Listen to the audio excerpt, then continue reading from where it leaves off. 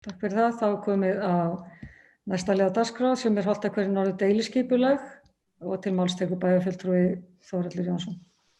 Forseti ágætu... Alla, fyrirgefðu, ég var búin að rétta upp hend. Ég þarf að lýsa vanhæfi mínu í þessari umfjöllun þessa máls. Ég hef gert það í skipulagsráði og í rauninni að systir mín og mágur eiga hagsmuna að gæta varðandi þetta deiliskipulag og hafa komið fram athugasemdum sínum við það og ég þar að vanhæfur í þessu máli og óska eftir því að bæjarstjórn greiði atkvæði þar og víkja fundi á meðan að gengi frá málunum. Já, takk fyrir það. Þeir sem geta samþykkt að vanhæfi Guðmundar Baldvins Guðmundssonar gefa merki. Þú mátt þá víkja, það eru 11 sem samþykkja það. Og bíðum við augnablik, þá en ég gef Þórhalli aftur orðið.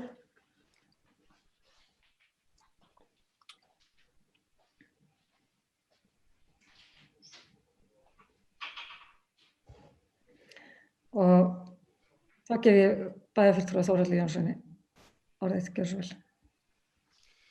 Forseti ágætu bæjarfulltrúar, hér er lögð fram tillaga deiliskipulagi Holtahverfis norður sem nær til svæðisins suðvestan og norðaustan við Krossanesbraut frá Undirhlíð og norður að Hlíðarbraut. Drög að tillögu voru kynnt fyrir íbúum og öðrum hagsmunaaðilum í september síðastliðinn og tillagan nú lögð fram með nokkrum breytingum til að koma til móts við athugasemdir og ábendingar sem bárust. Deiliskipulagi felur í sér að breyta þarf afmörkun deiliskipulagsins, Sandgerðisbótar og deiliskipulagi Stórholts, Lyngholts auk þess sem að deiliskipulag Undirhlíðar Miðholts og Einholts 20-26 falla úr gildi. Guðmundur Baldvin Guðmundsson er náttúrulega vék að fundi og vanhæfur en skipulagsráð leggur til við bæjarstjórn að deiliskipulag Holtahverfis verði auglýst samkvæmt 1. málsgrein 41. greinar skipulagslaga nr. 123/2010 samhliða breytingu á aðalskipulagi svæðisins og breytingum á núgildandi deiliskipulagsáætlunum sem að nýtt deiliskipulag nær til. Gera þarf minni háttar lagfæringar og gögnum áður en að verða auglýst. Það er bæjarfulltrúi Þórhallur Jónsson lokið máli sínu, orðið er laust. Sem enginn hefur hvatt sér hljóðs, þeir sem geta samþykkt að setja þetta í auglýsingu gefum merki. Það eru 10, takk fyrir það.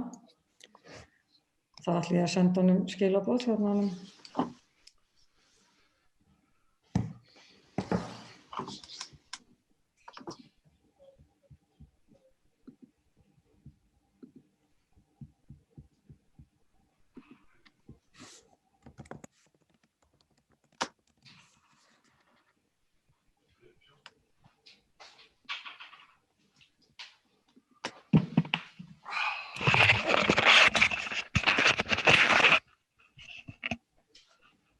Velkomin á fundinn aftur.